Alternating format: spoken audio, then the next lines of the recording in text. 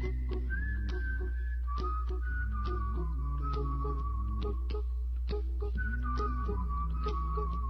this is Warren Sprouse. You're on the Bible Forum. We're here every Sunday night from 8 until 10 p.m. We look at life through a biblical lens, and we generally try to solve all the world's problems in 2 hours or less. Tonight we're going to look at the political scene here in the U.S. of A. on December 11th, 2016. These are my opinions, my comments on some of the things that are going on. We're watching President-elect Donald Trump. He's making news every day, 2, 3, 4, 5 times a day. He's picking his cabinet and other important positions, and he has the left scared out of their mind. At the same time, he has the business community salivating over the profits they expect to make. You say, that's not a good thing. It's a very good thing. Companies that make no profit pay no salaries. I want the guy I work for to be the richest man on the planet. How about you? Trump's pick for EPA director is a man who is suing the EPA. How's that for in-your-face leadership? The Trump wagon just keeps rolling along. He's churning out more prospective cabinet and other appointees faster than just about any president in modern history. And he's bypassing the media. He's using his Twitter account. Something that they, the bypassed media, says is not presidential and that he should stop. And the Donald is simply saying, if you could be trusted to tell the truth, I wouldn't have to do this.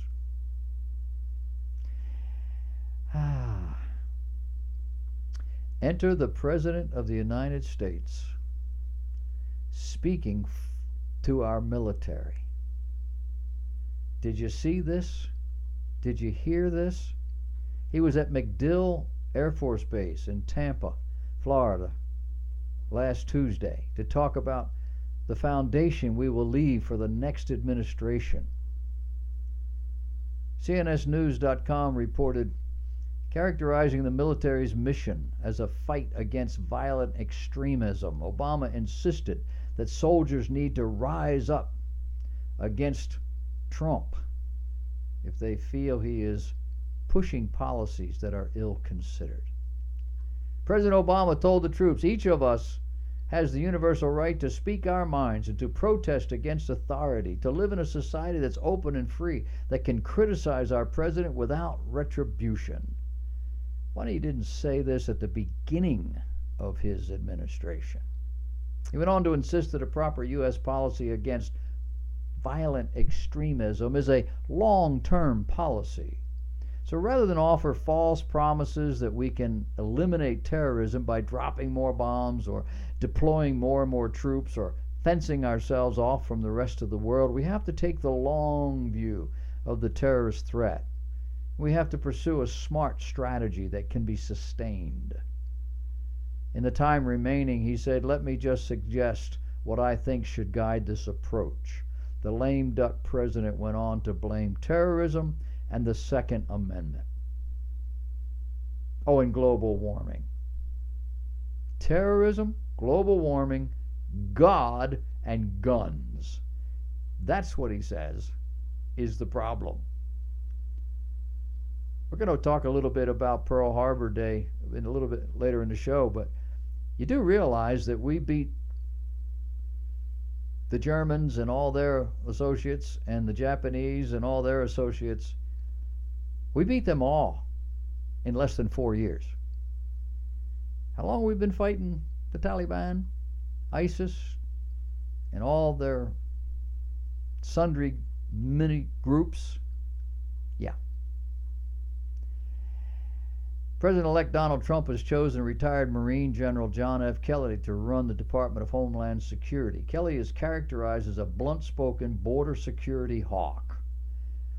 He clashed with the Obama administration over women in combat and the president's plan to close the prison at Guantanamo Bay. Kelly retired in February as chief of the U.S. Southern Command. He would inherit a massive and often troubled department responsible for overseeing perhaps the most controversial part of Trump's agenda, his proposed crackdown on illegal immigration. DHS is the third largest cabinet department with more than 240,000 employees who do everything from fight terrorism to protect the president and enforce immigration laws. Trump's prospective cabinet looks like something out of the 1980s, more like a Ronald Reagan. And this has left the left in a veritable tizzy. They really thought Trump was a leftist maverick. They knew they couldn't control him, but they didn't worry too much over what he would do.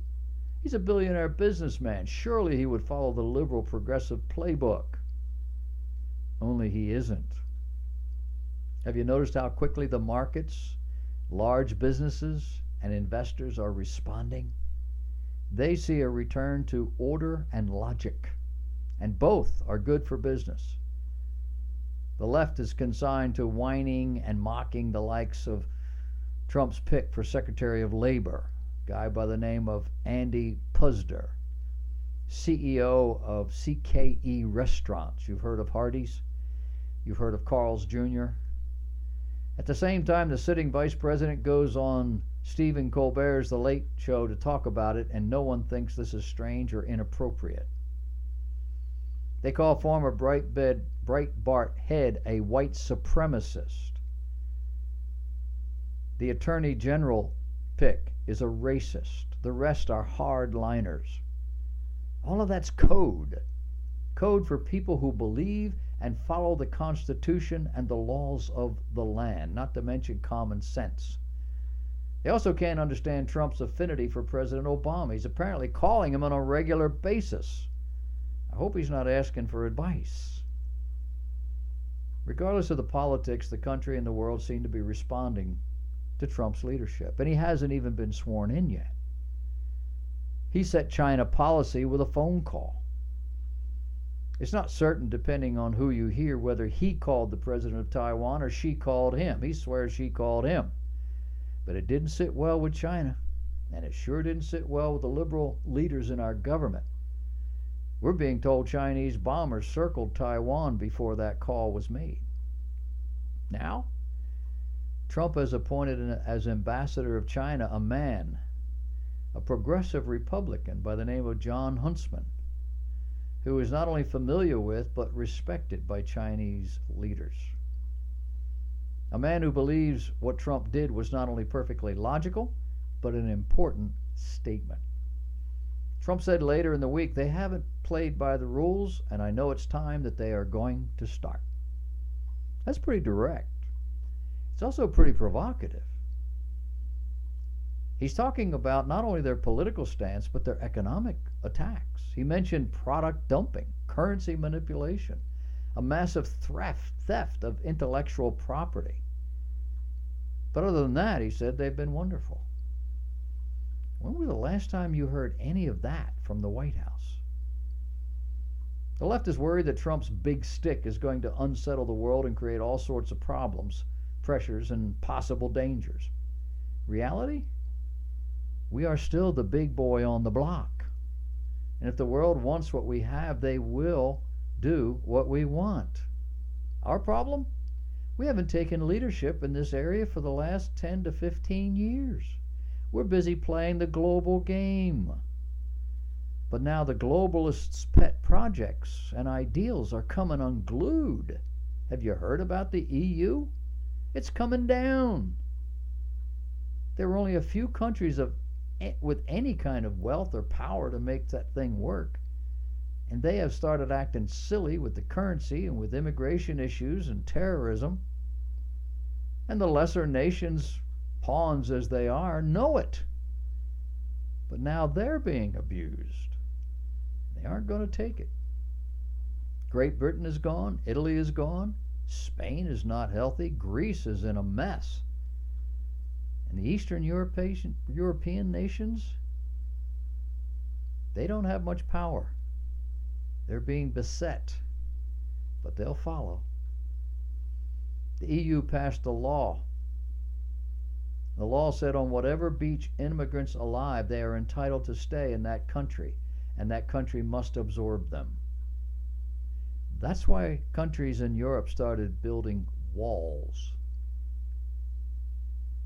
That was a death blow to the EU. France has borne the brunt of military attacks.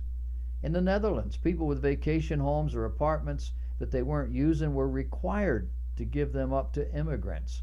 One immigrant blew up, burnt down an apartment building. It wasn't his. It belonged to a citizen who had to give it up. Now it's not even there.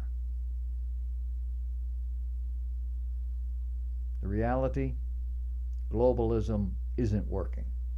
Doesn't work financially, doesn't work militarily, doesn't work in terms of immigration.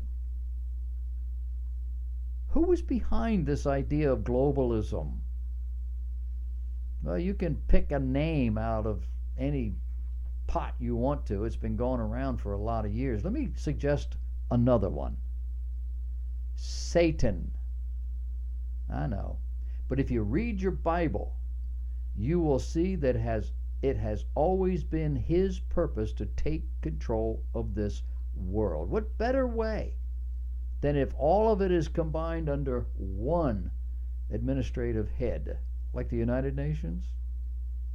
When there are hundreds of differing nations and thousands of people groups, it's a pretty tall order.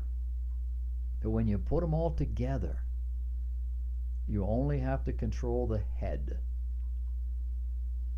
America's founding principles have demonstrated themselves to be the only true way to peace and prosperity for any people. Nobody in the history of the world has ever had it as good as we have. And these principles are built around personal responsibility and a minimal government, around godly character, respect for other people, a free market, an exchange of ideas. Take that away, and you get what you see today. It's organized chaos with a looming economic collapse. This is why a Donald Trump or a Ronald Reagan is so appealing.